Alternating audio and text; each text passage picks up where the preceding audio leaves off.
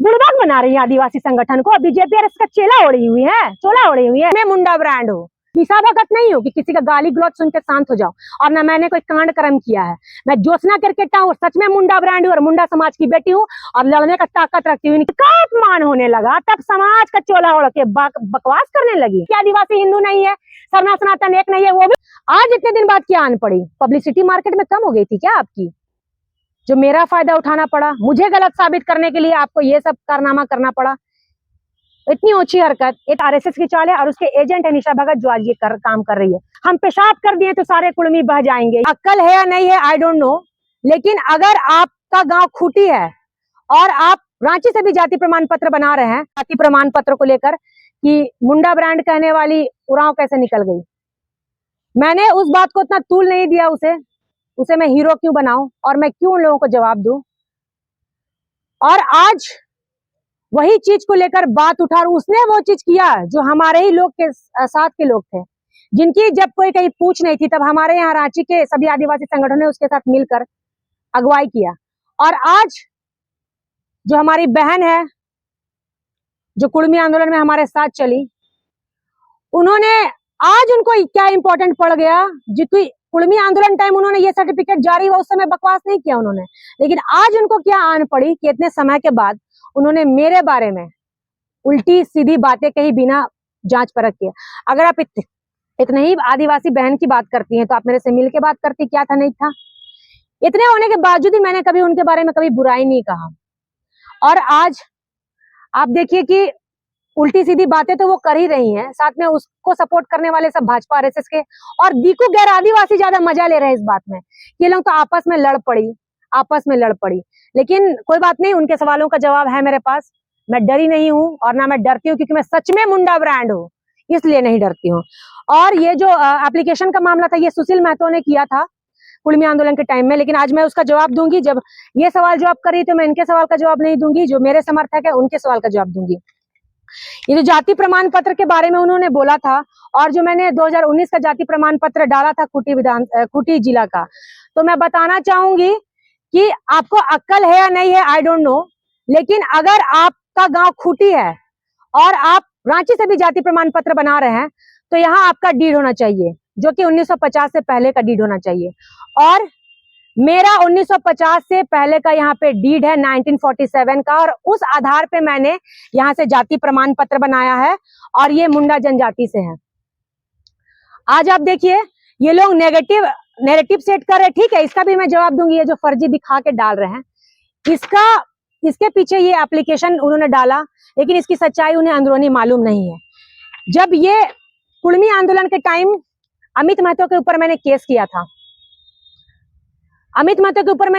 था, और गलती से जब मुझे केस आयोग ने बोला कि आप एसटी सर्टिफिकेट सबमिट करो, तो मैं एसटी सर्टिफिकेट जब सबमिट करने गई तो मुझे ये भी पता नहीं था कि ये गलती से यहाँ पे उराव टाइपिंग मिस्टेक हो गया था। मैं उस चीज को देखी भी नहीं थी, और मैंने आनंद फानन में जाके, मुझे खूंटी का प्रोग्राम था उस दिन, तो आनंद फानन में जाके मैंने वो चीज को सबमिट कर दिया कोर्ट में, लेकिन वो बाकायदा कोर्ट चल गया।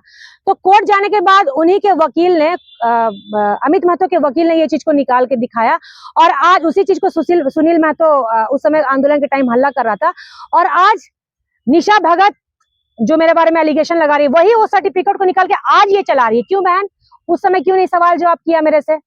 आज इतने दिन बाद क्या आन पड़ी? पब्लिसिटी मार्केट में कम हो गई थी क्या आपकी, जो मेरा फायदा उठाना पड़ा? मुझे गलत साबित करने के लिए आपको ये सब कारनामा करना पड़ा? इतनी ऊंची हरकत। इतनी बहन बोलती तो आप सामने आके बात करती। उस समय आपने मुझसे सवाल जवाब नहीं किया कुड़मी आंदोलन के टाइम, आज क्यों किया? ठीक है, उसका भी जवाब है मेरे पास। ये गलती से मैंने ये दे दिया था सर्टिफिकेट। जब केस आयोग ने मुझे बोला तो बोला मैंने सर गलती से सबमिट कर दिया, वहां पे मैंने देखा नहीं। मैंने तुरंत फिर इस चीज को लेकर थाना में मैंने केस आयोग को एप्लीकेशन लिखा और कोर्ट में भी एप्लीकेशन डाला, बाकायदा एफिडेविट।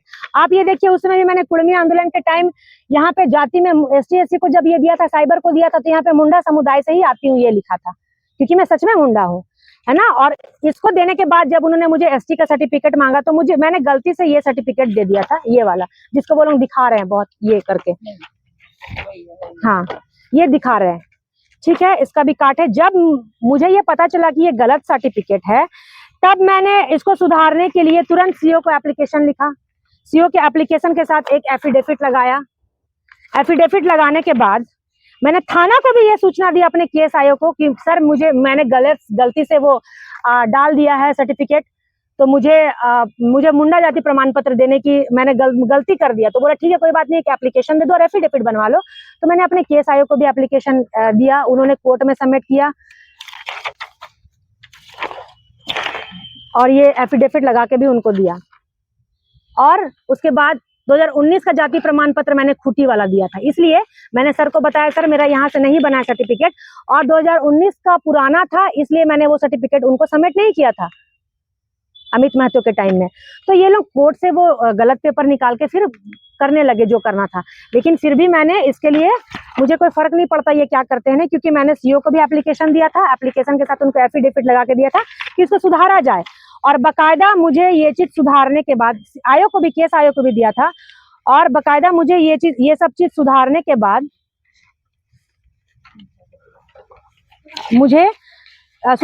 बाद फिर मैंने 2019 का सर्टिफिकेट सबमिट किया। देखिए ये है खूंटी का मेरा सर्टिफिकेट जो कि खतियान से बना हुआ है, और यहाँ रांची में 1950 से पहले डीड होने के कारण मेरा यहाँ से जाति प्रमाण बन सकता है। और ये मेरा यहाँ का है जाति प्रमाण पत्र। बन गया है? हाँ, मुंडा ट्राइब कम्युनिटी, देखिए मुंडा कास्ट। ये मेरा जो जाति बना है रांची में, तो मेरा रांची में जाति प्रमाण पत्र बना है डीड के आधार पे।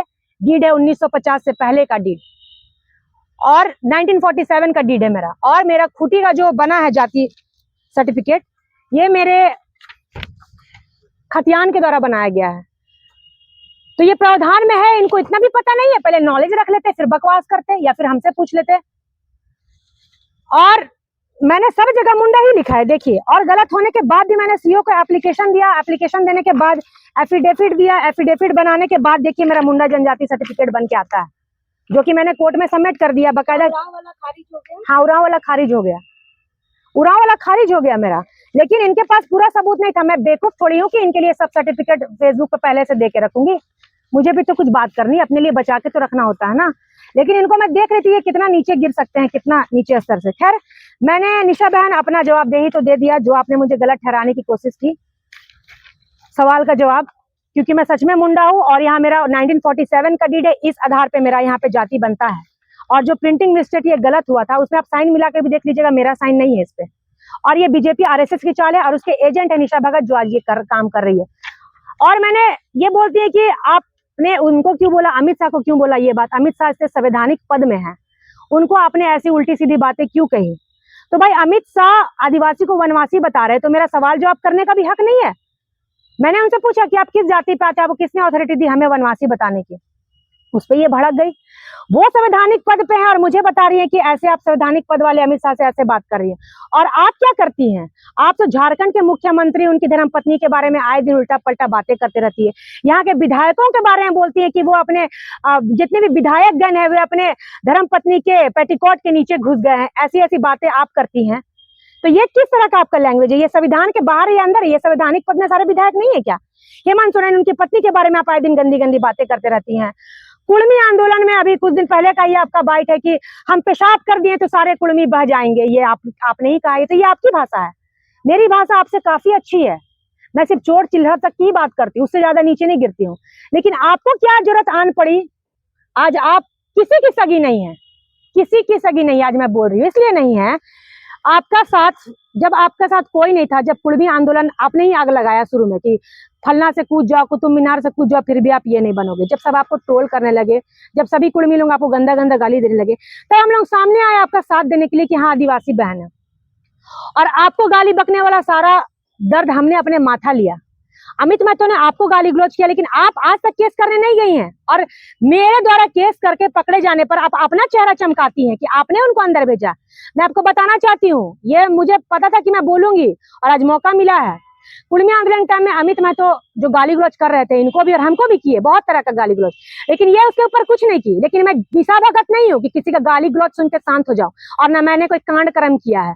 मैं ज्योत्सना क्रिकेटा हूँ, सच में मुंडा ब्रांड हूँ और मुंडा समाज की बेटी हूँ, और लड़ने का ताकत रखती हूँ, इनके जैसे नहीं कि गाली सामने से दे जाओ और साइड से निकल जाओ।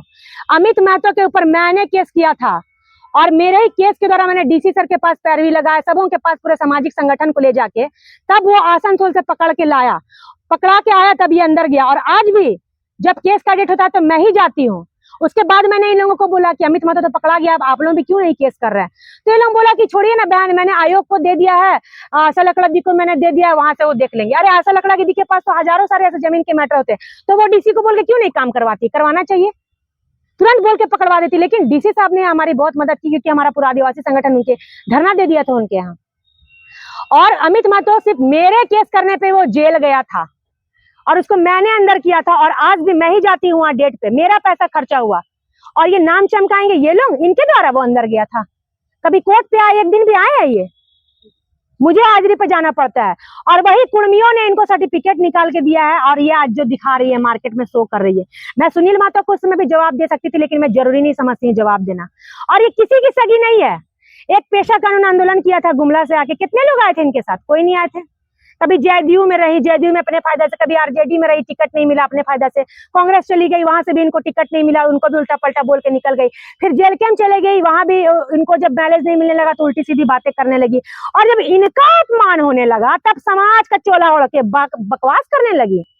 और सामाजिक संगठन का गुमला से कोई नहीं आया, रैली किया था ना, इसलिए क्यों नहीं आया वहां से? हमारे यहाँ के आदिवासी संगठनों ने इनको मिलकर, कुंदरेसी दीदी ने मिलकर, फुलचंद दा ने इनको मिलकर सामने रख के इनका साथ दिया। लेकिन ये तो किसी की नहीं हुई।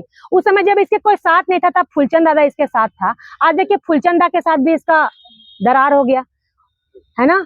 जो आदिवासी क्या इनको केंद्रीय अध्यक्ष बनाया, सचिव अध्यक्ष बनाया था महिला का, तो जिनके साथ इनका तो किसी के साथ भी पटरी नहीं खाता। फुलचंद दा के साथ भी इन्होंने बदतमीजी किया।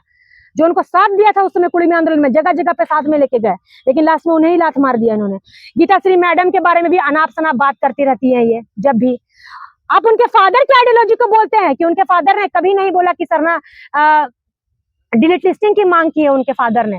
आप पटना हाईकोर्ट में इनके केस किया था, आप जाके देखिए वहां से जो इनके फादर है गीताश्री उरांव के, कार्तिक बाबा, वो देखिए वहां से हारे हुए हैं।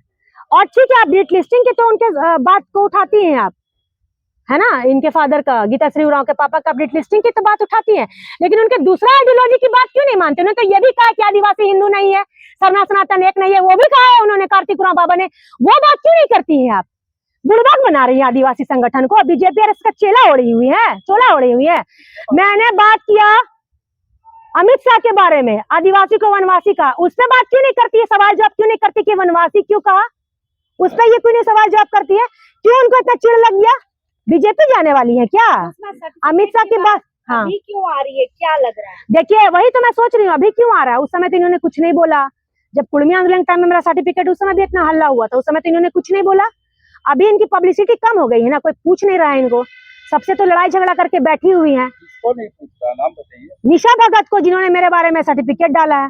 फुलचंद दा से लड़ाई हो गया, अजय तिर्की दादा से लड़ाई कर ली है, और ये वर्षा गाड़ी मैडम से लड़ाई हो गया, गीताश्री मैडम से लड़के बैठी हैं। सबसे तो लड़ाई ही हो जाता है आपका, कौन आपका साथ देगा? लक्ष्मी नारायण मुंडा से आप बहसबाजी कर ली है, उनसे भी लड़ाई हो गया, प्रेम साहिदा से भी कराया गया। पूरा आदिवासी संगठन, हमारा समाज जो है आदिवासी मूलवासी एक है, और वो सरना सनातन को एक नहीं बता रहा। लेकिन ये भाजपा के 5 कुछ एजेंट हैं, आरएसएस कुछ 5 एजेंट है, उराव कुछ भाई लोग, 5 से 5 भाजपा के, ये सरना सनातन को एक बता रहे हैं।